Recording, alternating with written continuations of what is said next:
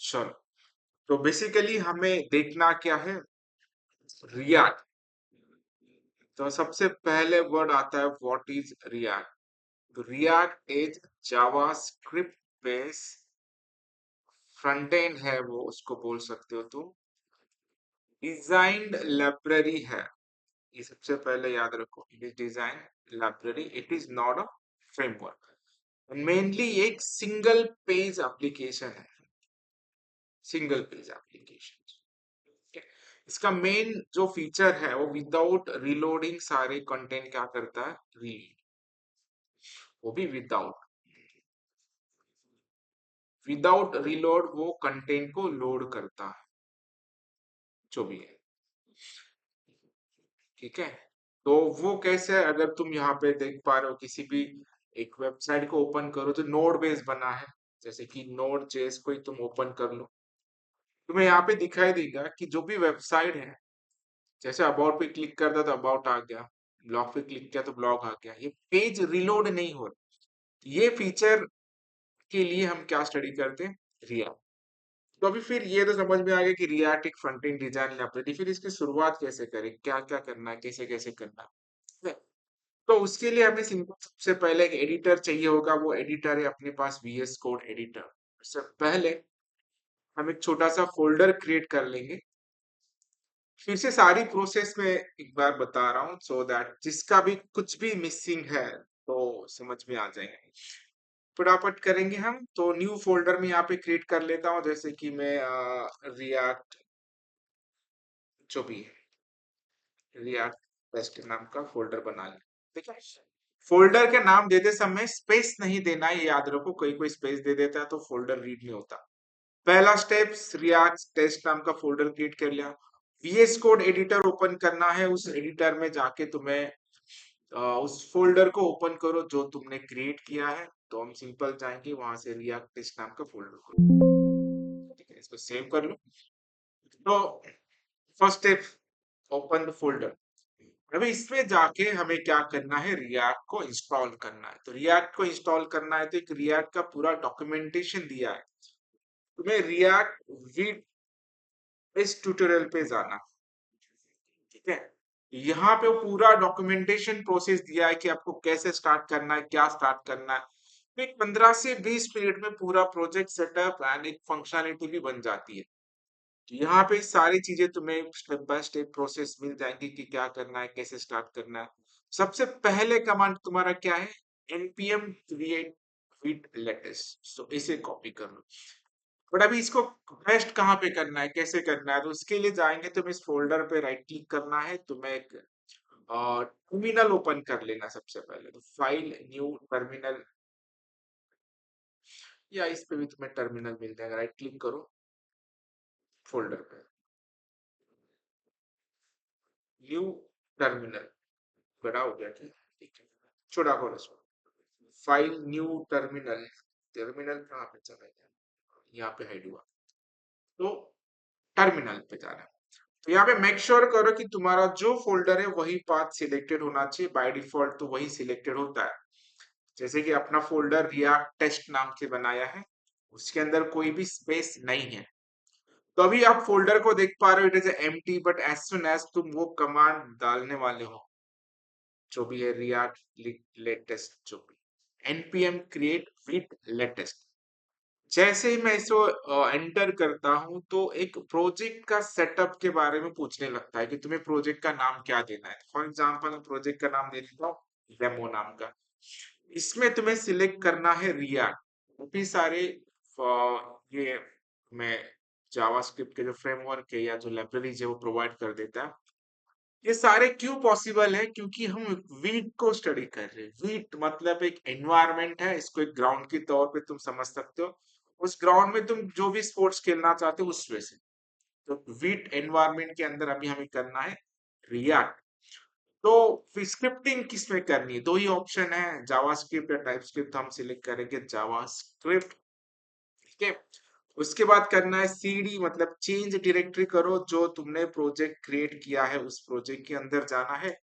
Then उसके अंदर करना है npm install इंस्टॉल। क्योंकि नोड पैकेजिंग मॉड्यूल जरूरी है, सर्वर पे रन करना है तो प्रोजेक्ट, तो npm इंस्टॉल कर दो। तुम देख पा रहे हो जैसे हमने प्रोजेक्ट किया तो इसके अंदर वो प्रोजेक्ट बन गया है, बट अभी नोड पैकेजिंग मॉड्यूल बाकी है, तो इससे वो भी मॉड्यूल इंस्टॉल्ड हो जाएगा। तो यहाँ पे तुम देख पा रहे हो तो पूरा फोल्डर जो है नोड पैकेजिंग मॉड्यूल का आ गया। तो अभी एक रेडी प्रोजेक्ट सेट ना हो चुका है रिएक्ट पे। इसे रन करने के लिए हमें यूज करना है npm run dev। ठीक है, कि इसका सिंटैक्स है, हर एक का अलग अलग होता है। जिसे नोड करना है तो हम नोड और फाइल का नाम दे देते हैं। जैसे तुम इसे रन करते एक सर्वर पोर्ट नंबर यहाँ पे जनरेट हो जाएगा, लोकल होस्ट 513। इसे फॉलो करो एंड आपका जो रिएक्ट का सेटअप है वो पूरा का पूरा यहाँ पे रेडी हो चुका है। एंड ये सारी चीजें स्टेप बाय स्टेप अगर फॉलो करते तो यहाँ पे आपका पूरा रिएक्ट का प्रोजेक्ट का सेटअप रेडी हो जाता है। ठीक है, यहाँ तक कोई प्रॉब्लम है? कोई सिंपल स्टेप्स फॉलो किए। जैसे कि अभी मेन फीचर के बारे में जानते हैं कि इसके बाद तुम्हें अंडरस्टैंड करना होगा रिएक्ट का फोल्डर स्ट्रक्चर। तो रिएक्ट फोल्डर स्ट्रक्चर समझना जरूरी है कुछ भी काम करना है तो रिएक्ट फोल्डर स्ट्रक्चर। ठीक है, जब तक तुम्हें स्ट्रक्चर समझने आएगा तुम कोड कैसे करो। जैसे कि हम बात कर रहे हैं कि एक सिंगल पेज एप्लीकेशन होता है, तो इसमें हमें एक ही इंडेक्स पेज मिलेगा। एंड ऑब्वियसली एक वेब रिलेटेड है तो वो इंडेक्स क्या होगा तुम्हारा, HTML फाइल होगा। ठीक है, तो एक ही इंडेक्स फाइल मिलेगी सिंगल, पर इसके अंदर पूरा जावास्क्रिप्ट के फाइल्स लिंक हो गए, तो वो कहाँ पे मिलेंगे तुम्हें, SRC में। एक सोर्स नाम का फोल्डर होगा, उसके अंदर अलग अलग तुम्हें फाइल्स मिलेंगे, उसे कंपोनेंट कहा जाता है। तो react is all about a component. Component को तुम मॉड्यूल्स भी कह सकते हो, तुम फंक्शन भी कह सकते हो, तो सारे तुम्हें अलग अलग कंपोनेंट यहाँ पे क्रिएट करने। ठीक है, जितने भी नंबर ऑफ कंपोनेंट क्रिएट करना चाहते हो। इन शॉर्ट ये स्ट्रक्चर अगर क्रिएट होता है तो ये तुम्हारा सिंगल पेज एप्लीकेशन है। यहाँ पे अलग अलग कंपोनेंट्स बनाएंगे, मतलब फंक्शंस बनाओ या मॉड्यूल्स बनाओ, जो भी बनाओ, और ये सारे कंपोनेंट एक तुम्हारे मेन फाइल होता है मेन डॉट JSX। ठीक है, ये सारे कंपोनेंट इसके अंदर इंक्लूडेड होते हैं। एंड ये एंटायर कंपोनेंट जो है तुम्हारा मेन डॉट JSX वो इंक्लूड होता है तुम्हारा इंडेक्स के अंदर। तो डायरेक्टली इनडायरेक्टली ये सिंगल पेज एप्लीकेशन है। तो एक ही इंडेक्स फाइल में तुम्हारा मेन डॉट JSX इंक्लूड है, एंड उस मेन डॉट JSX में तुम्हारे सारे रिमेनिंग कंपोनेंट इंक्लूडेड है। ठीक है, तो अभी स्ट्रक्चर के बारे में जानो कि स्ट्रक्चर क्या है। तो तुम यहाँ पे सिंपल देख रहे हो, हमें यहाँ पे एक इंडेक्स फाइल दिखाई दे रहा है, एंड इस इंडेक्स फाइल में SRC में से main dot JSX file included है। मतलब इसका पूरा स्ट्रक्चर कहाँ पे होगा तुम्हारे SRC के अंदर मेन डॉट JSX। फिलहाल आप यहाँ पे अगर देख पा रहे हो तो इसके अंदर सिर्फ एक ही ऐप इंस्टॉल, मतलब दैट इज मॉड्यूल। तो वो मॉड्यूल कहाँ पे है, यहाँ पे। मतलब डायरेक्टली इनडायरेक्टली एक ऐप नाम का मॉड्यूल जो इंस्टॉल है तुम्हारे मेन डॉट JSX में, and main dot JSX install है तुम्हारा। ये एक सिंपल मॉड्यूल है। जो भी हमें स्क्रीन में जो डिजाइन दिख रहा है वो पूरा डिजाइन कहाँ पे बना है, ये। इस चीज को तुम कंपोनेंट कहते हैं। अगर ये स्टडी किया ना तुमने तो इसमें पूरा टाइप का कोडिंग दिया है जो जो तुम्हें रिक्वायर्ड है। देखो यहाँ पे वेरिएबल कल हमने जो देखा था, कैसे स्टेट क्रिएट करने हैं, फंक्शन क्लिक वगैरह करना है, सारी चीजें यहाँ पे दी चुकी है। ठीक है, ऐप डॉट एक कंपोनेंट है, इस कंपोनेंट को हमने इंक्लूड किया है मेन डॉट JSX में, and main dot JSX include है इंडेक्स डॉट JSX। ठीक है, इंडेक्स को हाथ नहीं लगाना है कभी भी। अलग अलग तुम कंपोनेंट क्रिएट कर सकते हो और उस कंपोनेंट को क्रिएट करके तुम्हें मेन में ऐड करना। स्ट्रक्चर समझ में आ रहा है? तो अभी अगर हम इस कंपोनेंट में जाके कुछ भी चेंजेस करेंगे, जो भी हमें चेंज करना है, तो तुरंत वो ऊपर रिफ्लेक्ट हो जाएगा, है ना। तो जो जो नहीं चाहिए वो हटा दो, तुम्हें सिंपल यहाँ पे समझ में आ जाएगा। अभी मैं सिंपल एक लेबल रखना चाहता हूँ तो ये सारी चीजें मैं हटा देता हूँ। देखो, तो एक एम्प्टी कंपोनेंट्स में रखता हूँ, मतलब एक सिंपल सा लेबल, तो इसकी भी नीड नहीं है। तो रिएक्ट के अंदर जो चीजें रिक्वायर्ड नहीं वो सारी हटा देनी। ठीक है, नहीं तो वो एरर देगा या अनयूज या सम। एक सिंपल सा, एक सिंपल, इसको नाम तुम कुछ भी दे सकते हो, मैं यहाँ पे दे सकता हूँ कि app components, app component, COMPONENT जो भी, ठीक है, ये भाई ऐप कंपोनेंट है। अभी तुम सोच रहे हो कि एग्जैक्टली सेंटर में वगैरह कैसे आए, सेंटर में वगैरह इसलिए आए क्योंकि इसके रिलेटेड CSS यहाँ पे अप्लाई। तो फिलहाल मैं उस CSS फाइल को भी क्या कर देता हूँ, हटा देता हूँ। देखो CSS फाइल यहाँ पे है, तो फिलहाल अभी एम्प्टी कंपोनेंट पे हम काम करते हैं। तो ये भी हटा दिया मैंने, इसको भी हटा दिया। एंड ये जहां जहां पे इंपोर्टेड हो गए वहां से तुम्हें हटाना है। एरर भी स्टडी करना सीखो, ठीक है। अभी ये एरर पूरा प्रॉपरली बताता है, ये एक अच्छी बात है। इसमें एक सिंगल कोड भी मिसिंग है तो एरर देता है, but it is exactly line number, file names कुछ देता है, उसको रीड करना सीखो। स्टूडेंट क्या करते हैं, उसे सिर्फ रेड एरर आया तो छोड़ देते कि क्या एरर है। यहाँ पे अंडरस्टैंड करो वो क्या बोल रहा है, fail to resolve index dot C S S from this. और यहाँ पे तुम देख रहे हो तो पूरा फोल्डर का पाथ उसने दिया है मेन डॉट जेएसएक्स फाइल में, लाइन नंबर कहाँ पे वो एरो भी दे दिया उसने, ठीक है। तो सिर्फ उस पोजीशन पे जाओ, वो क्या बोल रहा है, जो तुमने इंपोर्ट किया है वो एग्जिस्ट नहीं है। सिंपल है तो वो एग्जिस्ट होगा ही नहीं क्योंकि वो हमने तो डिलीट किया है। इसे हटा दो, कंट्रोल S। अभी भी कुछ एरर है, देख लेते हैं। तो अभी एरर, मेन एरर तो गया, बट एग्जैक्ट एरर क्या है वो ढूंढने के लिए हम जाएंगे इंडेक्स फाइल में। इंडेक्स में यहाँ पे जाके देखेंगे कंसोल पे, अभी क्या बोल रहा है वो, app dot C S S not found. अभी भी हमने कहीं पे app dot C S S को इंक्लूड किया है क्या, देखो ये, ठीक है। कोई कोई एरर उधर ही रिफ्लेक्ट होता है, अगर ब्लैंक पेज भी आ रहा है तो फिर यहाँ पे तो एरर नहीं दिखाई दे रहा है, तो इंस्पेक्ट करो, कंसोल में जाके चेक करो, ठीक है। वहां पे भी तुम्हें एरर दिखाई देगा, तो इसे भी हटा दो। तो ऑब्वियसली जो फाइल है ही नहीं तो उसका एरर आएगा। अभी खत्म, आ गया। तो पहला हमने कंपोनेंट बनाया ऐप कंपोनेंट, देखो बाय डिफॉल्ट एक साइड में आ गया। तो एक कंपोनेंट कैसे क्रिएट करना है, इस वे से क्रिएट करना है, अलग अलग कंपोनेंट तुम क्रिएट कर सकते हो। फाइन, ये फर्स्ट पार्ट है हमारा रिएक्ट के अंदर कि हमने फोल्डर स्ट्रक्चर को स्टडी किया और उस पर्टिकुलर कंपोनेंट में जाके हमने उसे चेंजेस किए अकॉर्डिंगली हमें जैसे करना है। तो अभी इस कंपोनेंट को हमें अलग अलग कंपोनेंट क्रिएट करने हैं, तो सिंपल सा फंडा है, ये एक फंक्शन ही है, याद रखो। इसे तुम आइदर फंक्शन कह सकते हो, इसे तुम मॉडल्स कह सकते हो, या इसे तुम कंपोनेंट कह, बट रिएक्ट के लैंग्वेज में इसे कंपोनेंट कहा जाता है। फिर खुद के कंपोनेंट कैसे क्रिएट करने हैं, तो एसआरसी पे राइट क्लिक करना है, तुम्हें न्यू फाइल पे जाना है, न्यू फाइल पे, ठीक है। अभी मैं यहाँ पे बनाता हूँ सपोज होम डॉट JSX, ये जावास्क्रिप्ट का एक्सटेंडेड वर्जन है, तो यहाँ पे लिखना है। एंड कंपोनेंट का पहला लेटर हमेशा तुम्हें कैपिटल लिखना है, जैसे कि जावा में फर्स्ट क्लास का नाम हमेशा कैपिटल होता है, उसी में से इसका भी नाम कैपिटल होगा।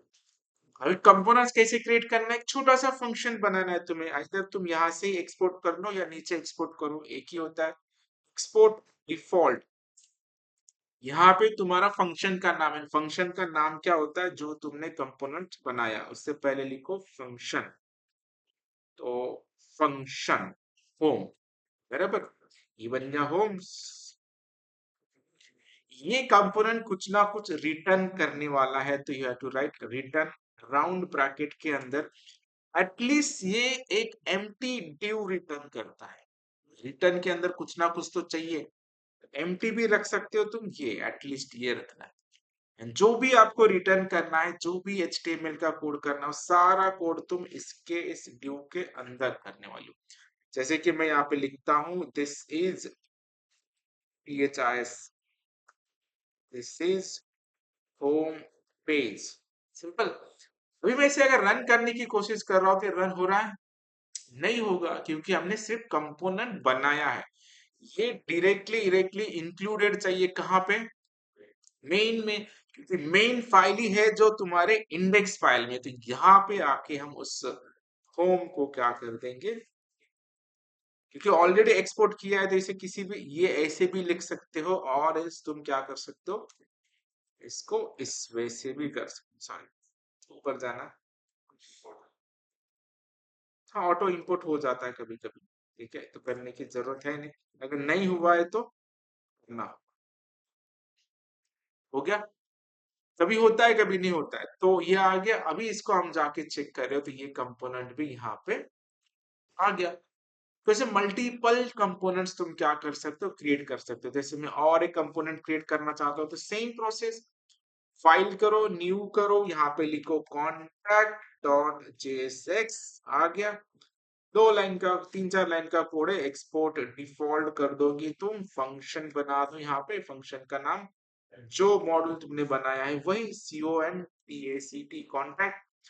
Functions comes with round bracket, ये करली ब्रैकेट लिखो। ये करेंगे read round brackets, at least empty due करना है, खत्म। यहाँ पे जो भी एक सिंपल सा हेडिंग लिखो कि कंपोनेंट रन हो रहा है कि नहीं हो रहा है, जो भी मैसेज देना चाहते हो। This is CONTACT page. ये रन होगा अभी नहीं, इसे भी क्या करना है, मेन में। तो अगला तुम्हारा रिएक्ट अगर स्टडी करना है तो तुम्हें कंपोनेंट अंडरस्टैंड होना चाहिए कि कैसे क्रिएट होते हैं, कैसे एक्सपोर्ट होते हैं, कैसे इसे इंपोर्ट किया जाता है। अगर ये दिमाग में आ गया तो तुम्हें रिएक्ट थोड़ा सा स्ट्रक्चरिंग समझ में आ जाता है। तो अभी ये बाय डिफॉल्ट तुम देख पा रहे हो कि सारे कंपोनेंट एक के नीचे एक आ रहे हैं, बट ऐसे तो वेबसाइट बनेगी नहीं, है ना। तो रिएक्ट को अगर क्रिएट करना है तो थोड़ा सा कुछ डिजाइनिंग भी आना चाहिए। Mostly it is known for design framework, तो डिजाइनिंग भी अच्छे से बननी चाहिए। फिर एक तरीका क्या है, हमें जो आता है, हमें CSS आती है। तो फिर अभी CSS कैसे अप्लाई करने हैं, उसके लिए तुम्हें यहाँ पे जाके एक फाइल क्रिएट करना होगा। फॉर एग्जाम्पल मैं यहाँ पे एक CSS बनाता हूँ, app.css। ठीक है, ये आपको CSS जो भी है, अभी फिलहाल हमने सारी जगह पे H1 यूज किया है। तो मैं यहाँ पे एक CSS लगा के देता हूँ। सारी प्रॉपर्टीज आप अप्लाई कर सकते हो, जो 200-300 प्रॉपर्टीज है। H1 को डायरेक्टली अभी मैं CSS लगाता हूँ। यहाँ पे स्टाइल टैग वगैरह लिखने की जरूरत है नहीं, because it is a purely CSS file. तो अभी हम क्या करते हैं, यहाँ पे टेक्स्ट अलाइन सेंटर कर देता हूँ। ठीक है, तो अभी देखो हुआ अलाइन सेंटर? नहीं, क्यों नहीं हुआ? क्योंकि हमने इसे इंपोर्ट किया ही नहीं कि कहाँ पे यूज करना है। CSS को कैसे इंपोर्ट करते हैं, इंपोर्ट वर्ड लिखना होगा, इंपोर्ट। उसके बाद कैसे किया था, डायरेक्टली डॉट स्लैश, क्या है अपना, app.css। ठीक है, आ गए सेंटर में। तो अभी तुम सोच रहे हो कि सारे सेंटर में आ गए। सारे सेंटर में आने का क्या कारण है, एक कॉमन हेडिंग को हमने दिया है ना, तो सारे के अंदर H1 इसीलिए वो सारे क्या आ गए, सेंटर में आ गए। तुम्हें वो चेक करना है तो तुम यहाँ पे एक बार H2 देख के लिखो। अभी ये H2 है, H2 को उसको CSS लगा है क्या, नहीं। तो बाय डिफॉल्ट कहाँ पे होगा, साइड। ये समझ में आ रहा है। CSS सेम वर्क होता है जैसे नॉर्मली जावास्क्रिप्ट में वर्क होता है।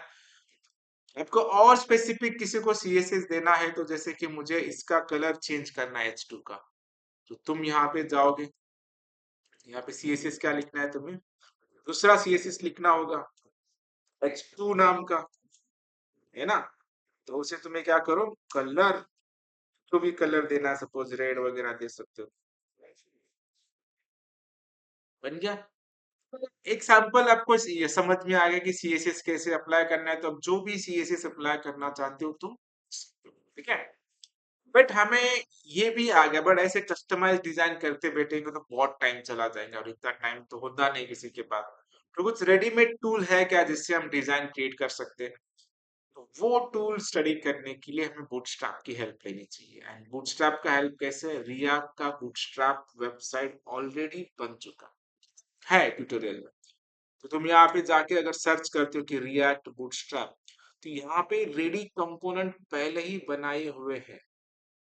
हमें इसका यूज करना चाहिए ताकि हमारा डिजाइन जो है अच्छे से स्मूथली बन जाए। ठीक है, तो अभी रिएक्ट बूटस्ट्रैप को कैसे ऐड करना है, तो सिंपल है। सारी चीजें जो वर्क होती है वो होती है मॉड्यूल बेस्ड। एंड तुम यहाँ पे फोल्डर स्ट्रक्चर में चेक करते रहना है। नीचे अगर तुम जाते हो पैकेज डॉट जेसन में, तुमने जो जो डिपेंडेंसी या जो जो मॉड्यूल्स ऐड किए वो नीचे तुम्हें दिखाई देता है। अभी फिलहाल अपने पास दो ही चीज है, रिएक्ट रिएक्ट नाउ। तो अभी अगर हमें बूटस्ट्रैप को यूज करना है तो हम यहाँ पे जाएंगे, इसका जो मॉड्यूल्स, सेम प्रोसेस है, npm stand for node packaging module. तो उस एनवायरनमेंट में जाके बूटस्ट्रैप को इंस्टॉल करना है, तो यहाँ पे हम कॉपी कर लेंगे इसको। उसके बाद क्या करना है, अपने रूट फोल्डर पे टर्मिनल पे जाना है, कंट्रोल सी करो, जो चालू है तुम्हारा उसको टर्मिनेट करना है। npm इंस्टॉल रिएक्ट बूटस्ट्रैप, जैसे मैं इसे करूंगा अभी इंस्टॉल, तुम यहाँ पे डिपेंडेंसी में ऑब्जर्व करो, यहाँ पे एक नया जो बूटस्ट्रैप का जो पैच है वो यहाँ पे आ जाएगा। आ गया? ठीक है, तो इसका मतलब अभी हम रिएक्ट की चीजें यूज कर सकते, लेकिन इससे तुम्हारा अभी तक काम नहीं हुआ। तुम्हें सीडीएन की जो लिंक है वो तुम्हें कॉपी करनी, ये प्रोसेस याद रखो, ये अगर एक बार समझ में आ गया तो फिर डिजाइन का कोई टेंशन नहीं। तो इसे कॉपी करना कहाँ पे पेस्ट करना है, इंडेक्स फाइल में जाके वो हेडिंग टैग के अंदर तुम्हें पेस्ट करना है। ठीक है, ये डायरेक्टली इनडायरेक्टली सारी चीजें इंक्लूड होती है इंडेक्स के अंदर, तो इंडेक्स के अंदर हमने सीएसएस फाइल मिल गया। चलो, तो अभी तुम्हारे पास ऑप्शन है कि तुम जो भी डिजाइन करना चाहते हो वो डिजाइन यहाँ से तुम कॉपी कर सकते हो। एंड ऑब्वियसली हर एक वेबसाइट में कॉमन पार्ट क्या होता है, नेविगेशन बार। तुम यहाँ पे जो नेविगेशन बार तुम्हें चाहिए वो अच्छा सा नेविगेशन बार यहाँ से तुम ढूंढ सकते हो। एग्जाम्पल एक छोटा सा नेविगेशन बार जो भी है, चलो इसे कॉपी कर लेते हैं हम। तो तुम्हें कुछ भी नहीं करना है, आपको सिर्फ फोकस करना है, ये वही कंपोनेंट का नाम होना चाहिए जो तुमने यहाँ पे बनाया है, नहीं तो उसे रीनेम करो। तो अभी मैं यहाँ पे जाता हूँ, एक नया कंपोनेंट्स क्रिएट करता हूँ, मैं उस फाइल का नाम देता हूँ मैं navb.jsx। तो उस पूरे कंपोनेंट में पूरा का पूरा पेस्ट कर देता हूँ। तो सिर्फ चेंज क्या करना है, इसका नाम नाउ भी कर दो, ऊपर भी क्या करना है तुम्हें, नाउ भी, जो भी नाम तुमने बनाया। ठीक है, फिर पूरा कंपोनेंट तो बन गया, अभी इसे तुम्हें इंक्लूड करना है कहाँ पे, मेन में। तो स्टार्टिंग को कर देंगे, ये सीक्वेंस भी मैटर करता है किस पे से तुम ऐड कर रहे हो। तो यहाँ पे जाके मैं करूंगा navb नाउ भी। ठीक है, तो अभी कभी कभी क्या होता है, ऑटो इंपोर्ट नहीं हुआ है, तो तुम सोचेंगे तो मेन में तो मैंने ऐड कर लिया बट ये दिख तो नहीं रहा। क्यों नहीं दिख रहा वो, क्योंकि कभी कभी इंपोर्ट्स नहीं होता है तो हमें मैन्युअली इंपोर्ट्स करना पड़ता है। सेम सिंटैक्स है, इंपोर्ट नाउ भी फ्रॉम, ठीक है, सिंगल कोट डॉट स्लैश, यहाँ से सिलेक्ट करो इसे। अभी देखो, अभी भी नहीं आया, क्यों नहीं आया अभी तक, क्योंकि रन किया ही नहीं ना, रनिंग में नहीं था वो। तो इंस्टॉल करने के बाद फिर से एक बार रन करना होगा, npm रन देव, तो अभी फिर से स्टार्ट हो जाएगा सर्वर, चालू हो गया, नेविगेशन बार आ गया ऊपर। तो अपना डिजाइन का काम थोड़ा आसान हो रहा है, तो ये सबसे भारी है। सारी चीजें, सारी फीचर्स ऑटोमेटिकली मिल जाएंगे जो बूटस्ट्रैप के हैं, रिस्पॉन्सिव या स्क्रोल वगैरह समथिंग। तो इसके अंदर और क्या हम ऐड कर सकते हैं, जो भी चीजें हमें ऐड करनी है सारी चीजें हम ऐड कर सकते हैं। तो मेन थिंग ये है कि तुम्हें कोई कंपोनेंट्स ऐड करना है तो तुम एक के नीचे ऐड हो रहे हो, बट अगर तुम्हें ऐसे ग्रिड वाइज कंपोनेंट क्रिएट करना है तो और एक कंपोनेंट पहले ऐड कर दे। जैसे कि इसके अंदर तुम्हें देख रहे हो कि तुम कार्ड भी है, तो कार्ड से अलग अलग डिजाइन फाइल, तो नीचे तुम जाओगे तो अलग अलग कार्ड दिखाई देंगे तुम्हें। जैसे कि मैं इसे कॉपी करता हूँ, कॉपी किया, यहाँ पे तुम आगे, और मैं अभी क्या करता हूँ, जैसे कि ऐप डॉट जेएसएक्स के अंदर इस सिंपल जो कंपोनेंट था, इस कंपोनेंट को हटा देता हूँ, पूरा का पूरा इसको पेस्ट कर देता हूँ। और इसका नाम क्या रखना होगा तुम्हें, ऐप, एंड इसको भी क्या करूँ, ये ऑलरेडी इंपोर्टेड है तो तुम्हारा डिजाइन में ऑटोमेटिकली कार्ड आ जाएगा। ठीक है, बट अभी सारे कंपोनेंट आ रहे हैं एक के नीचे एक, हमें तो ऐसा नहीं चाहिए, हमें क्या चाहिए, अलग अलग हिस्से में चाहिए। तो उसके लिए तुम्हें ग्रिड सिस्टम को स्टडी करना होगा। अभी हम नेविगेशन बार ऐड कर चुके हैं, उसके बाद हमने एक कार्ड को भी ऐड किया, तो एक डिजाइन बनते जा रहा है अच्छे से। तो बीच में तुम्हें लगा कि मुझे ऐसे अलग अलग हिस्सों में डेटा चाहिए, तो उसके लिए क्या दिया गया है, बूटस्ट्रैप के अंदर ग्रिड दिया गया है। तुम्हें क्या करना है, फिर इस ग्रिड को डिजाइन करना है। तुम लेआउट में अगर जाते हो तो यहाँ पे तुम्हें ग्रिड दिखाई देगा। तो इस ग्रिड को अंडरस्टैंड करो, तुम जिस हिस्सों में चाहिए तुम्हें। यहाँ पे देखो 2x2x2 का है, 3x3 का है, तो जो चाहिए वो तुम यहाँ से कॉपी कर लो। इसको मैं कॉपी कर लेता हूँ एंड अभी जो कॉन्टैक्ट फाइल है यहाँ पे जाके पेस्ट कर देता हूँ। इसका नाम अभी फिलहाल मुझे रखना होगा कॉन्टैक्ट ही, लेकिन अच्छा नाम वही रखना है जो तुम यूज करे, CONTACT कॉन्टैक्ट। ये सब कॉन्टैक्ट को कॉपी करो, ऊपर चले जाओ, यहाँ सॉरी ये कॉन्टैक्ट। तुम अभी यहाँ पे देखोगे तो यहाँ पे देखो 2x3 पर अभी 3 का हिस्सा रखना है, तो हमें सिर्फ 3 का जो रो कॉलम है उसे एक्टिव रखना होगा। तो इस रो को मैं हटा देता हूँ, ठीक है, बराबर बन गया ना 2x3 का। तो यहाँ पे तुम जो चीजें लिखोगे वो वहां पे वर्क होता है। तो मैं यहाँ पे ब्लॉग 1 करता हूँ, ये ब्लॉग 1 का बन गया, है ना। तो तीनों चीजें तुम कॉपी कर सकते हो, यहाँ पे अलग अलग ब्लॉग तुम्हारे बन जाएंगे। देखिए सिंपल है, इस फंक्शनलिटी को याद रखो, आराम से तुम्हें समझ में आ जाएगा। ब्लॉग 1 2 3 तीन हिस्सों में डेटा हो रहा है। फिर इस ब्लॉग में तुम्हें जो डिजाइन रखना है वो डिजाइन तुम रख सकते हो। जैसे कि मैं यहाँ पे और एक कार्ड डिजाइन रखना चाहता हूँ, भी याद रखो कंपोनेंट के अंदर कंपोनेंट भी हम ऐड कर सकते हैं। जैसे इस कार्ड को मैं कॉपी करता हूँ एंड इसको मैं कॉपी अगर करना चाहता हूँ तो पूरा कंपोनेंट कॉपी होगा। ऐसे तो हमें करना नहीं, हमें सिर्फ क्या चाहिए, ये छोटा सा कार्ड चाहिए। तो इस कार्ड को मैं कॉपी कर देता हूँ एंड इस ब्लॉग 1 की जगह पे जाके लिखता हूँ। आपके पास दो ऑप्शन है, either you can create entire card अलग से बना दो एंड उस कार्ड को यहाँ पे इंक्लूड करो, नहीं तो ये पूरा कोड कॉपी करके यहाँ पे पेस्ट करो। तो आसान वाला तरीका हम यूज करेंगे, पूरे कार्ड को कॉपी करेंगे, इधर जाके मैं एक CRD बनाता हूँ। एज इट इज वर्ड नहीं यूज कर सकते, इसीलिए यहाँ पे कार्ड बना दो। इसका नाम क्या लिखो, CRD कार्ड। ऊपर भी इंपोर्ट करना है तुम्हें, CRD सॉरी, ऊपर भी चले जाओ, यहाँ पे भी लिखना है CRD। अभी इस कार्ड को मैं मेन में नहीं इंक्लूड करना चाहता, मैं इंक्लूड करना चाहता हूँ कॉन्टैक्ट के अंदर। वो कर सकते हैं, एक कंपोनेंट के अंदर दूसरा कंपोनेंट ऐड कर सकते हैं। ऐसे नहीं इंपोर्ट करना है, कैसे इंपोर्ट करना है, CRD किसके, FUNs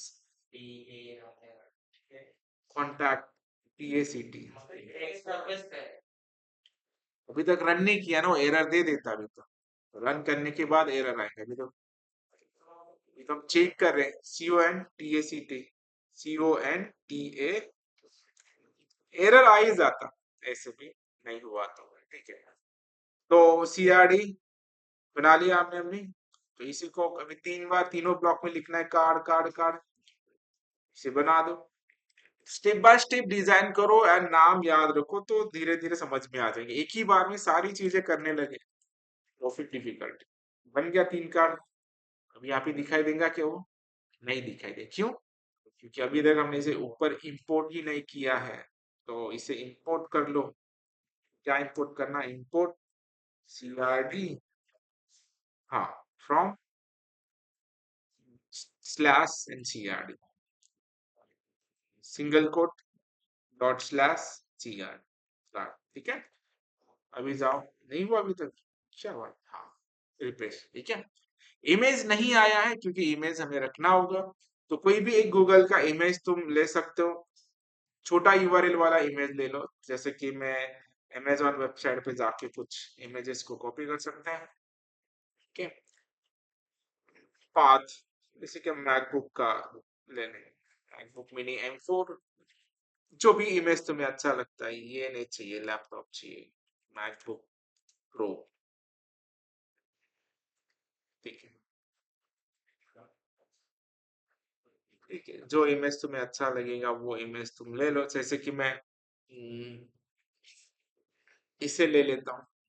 तो इमेज मतलब डायरेक्ट लेना, कॉपी करना नहीं, उसे इंस्पेक्ट करके उस इमेज का पाथ तुम्हें कॉपी करना होगा, ठीक है।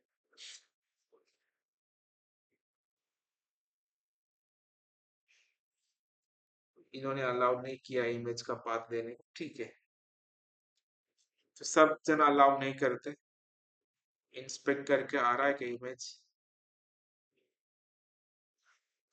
नहीं, यहाँ से नहीं होगा वो, डायरेक्टली हमें गूगल इमेज से कॉपी करना है, ठीक है, कहीं से भी करो। फिर एक छोटा सा पाथ तुम्हें ऐड करना है, इमेजेस, लैपटॉप का इमेज, मैकबुक कर दो, मैकबुक,